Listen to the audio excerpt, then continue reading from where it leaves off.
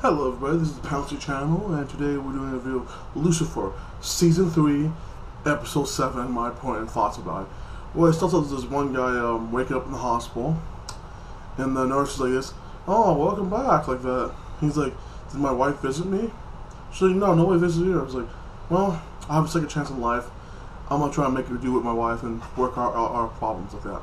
So, it cuts off when he walks into his house. And then he hears some noises in this house.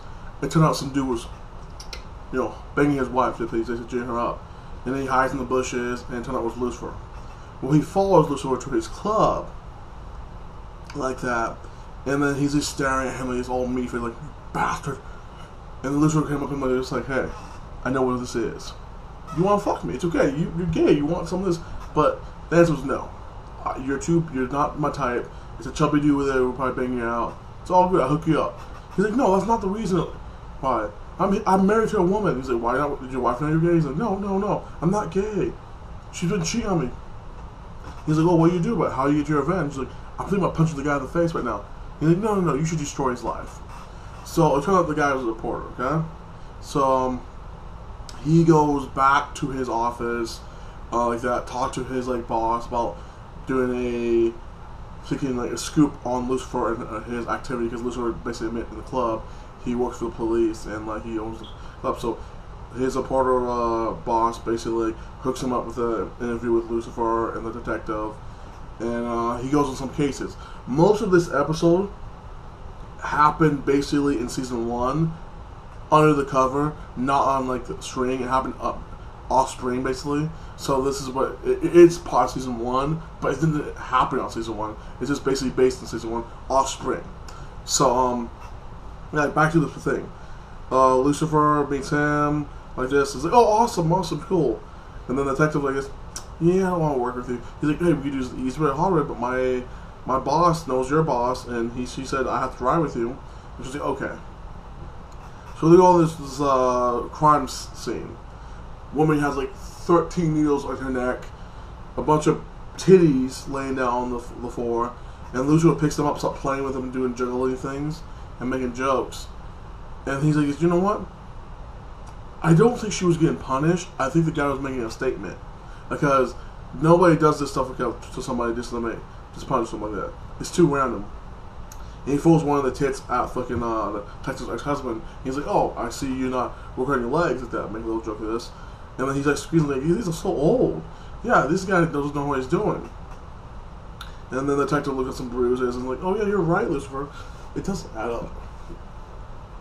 Well, it switches over to basically the one dude going to see his wife at her office, and guess who his wife is? The Lucifer's shrink, like that. He's his counselor. And she's like, "It's over. It's been over for years like that. We're done." He's like, No, please give me a chance." And she told him to leave. Well, he tried to investigate more stuff, and he goes back to the office. And this is he tried to interview the detectives. Why are you with him? What good Lucifer is? And so Lucifer's like, "Oh no." She's like, "No, he's pretty good. He's a good guy."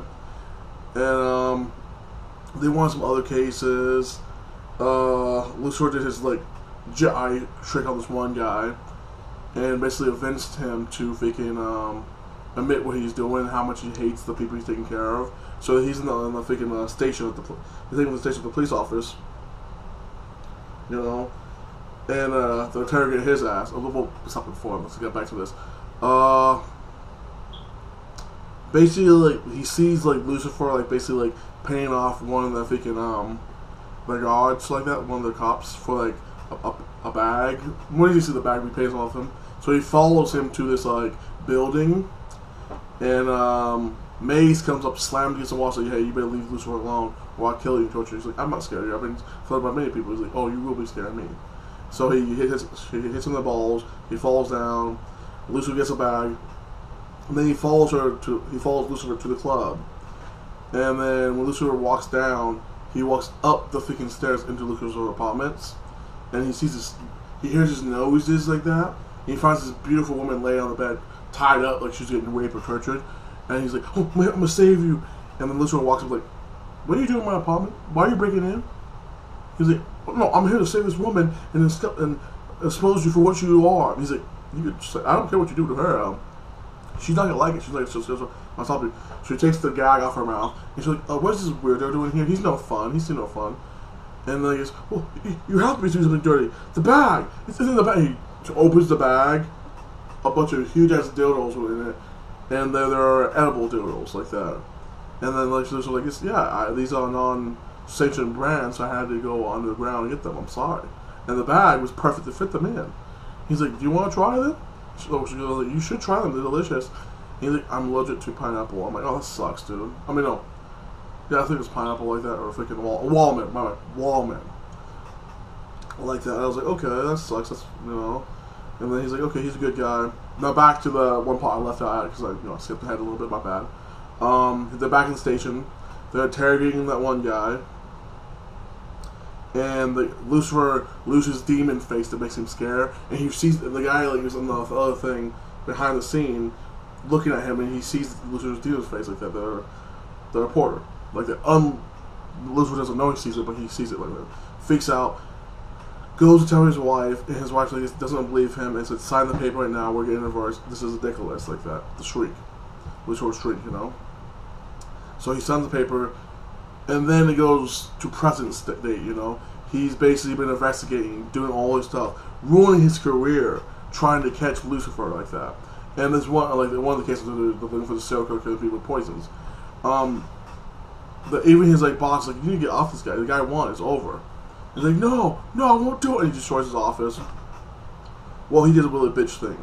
He goes to this one guy who was investigating Lucifer, saying bad comments, and he's like, hey, I need you to do me a favor. I need you to poison him, like that. Get rid of him, like that. So before he does that, he goes back to the office, when Lucifer says that, to prove that this was a devil. He shoots the guy, Lucifer in his chest. See, he doesn't die. He's an immortal. And his shrink, his ex-wife, was like, hey, I knew that, and it was creeping me out too in the beginning, and I see how it affects you, but he's really a good man, and I got over it.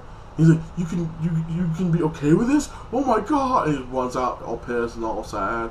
Basically, this guy is this whole episode is basically a guy trying to deal with his wife not wanting to be with him, and him not realizing it's his wife, his fault. His wife, he wasn't really there for him emotionally.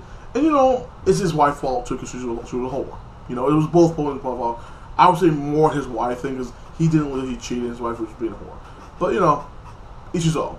I blame the woman for this, because she was cheating on him, and she should have ended the relationship. But it seemed like if you're separated, no, she didn't cheat on him. My bad. I blame him because the emotional damage she was putting her through, and if you're separated, you could have sex with other people because you're not together anymore. Even if you're married, you're separated. That means you're not married at that time period, So you could do other part. When I was married and got in my voice, I was separated from my wife. It took me a couple of years to finally court with a kid because she wanted to go back to Samoa. I wanted my son to be in my life, so we fought for a couple of years. I won, kind of, and then but we were still legally married for a couple of years. But I was off, having my fun with women, and she was off doing her thing with guys like that. And then she wanted me back. I took her back one time, and I was like, it was a bad thing, but that's not the point. She did nothing wrong. It was his fight, his insecurity, and his being a paranoid. He got about his evil deeds on. So she kicks him out. He freaks out. He goes his own way. Lucifer was like, "You ruined my society," and Lucifer finally realized it was him. It was a douchebag. It was messing with his wife, and made him all crazy. Well, it cuts off the other club. After I already told you about the one guy he found like this, he tricks this one dude and has the detective come up with the poison. Well, Lucifer able to convince that one guy how cool and nice he is. So the guy switches a poison cup to the girl, and the girl dies. And Lucifer thinks like this: in my club, somebody dies. What the hell? And then the shrink's ex, eventually the reporter guy, went up the stairs in Lucifer's apartment with a knife, threatening him like this: I'm gonna kill you. You took everything from me. Everything I ever loved. You're just bullshit. And I almost thought he was Cinnamon. Almost. I'm like, nah, this can't be Cinnamon. Cinnamon is the captain of the police force. I'm like, this can't be him. He's all freaking out. Lucifer's like this. People don't get this like this. I never make anybody do anything they don't want to do. Humans do that. I don't send people to hell. I don't control that. people that do it themselves. It's their own guilty conscience. It's you, dude. It's all you. It's all your issues and problems. It's your fault. He's like, yeah, that's true. Oh my God, how could I stop this? So he runs back to his wife and tell him how he murdered somebody. They get a big arm. He falls on the ground. She cuts his head, and he's like, I'm so sorry. Call the police. And she's like, we're done. I don't want to see you again. He goes back to the thing, and he has a bottle. He took a drink, and the guy behind him is like, you know what? You're the one that deserves to die. Lucifer is a good man. He's an honest person like this, and you deserve that. That's why I poisoned you. And he's all falling down. He grabs like, I got you now. It's a trick. And he just runs off, and the detective taxes him. And he's slowly dying. And he's like, you think I'm here right with my wife, Lucifer? You think everything? And I'm like, dude, she doesn't want you back, dude. Don't be a loser. Find some other girls, dude. And then like, boom, episode's almost over. He wakes up in the hospital again, and he realized he was in hell the whole time. He was repeating the same day over and over again. He was punishing himself every day. And I'm like, fuck him. He deserves that, dude. He's an asshole and a loser, and he deserves all this shit. So I give this episode a solid 8.5. It was a good episode like this. What do you think of this episode? Do you think it was good? Do you think it was entertaining? Do you think it moves the Lucifer character? It tells the backstory of season 1. We never saw this in season 1. And yeah, I can't wait for the next episode. And tell me your thoughts and opinions like this.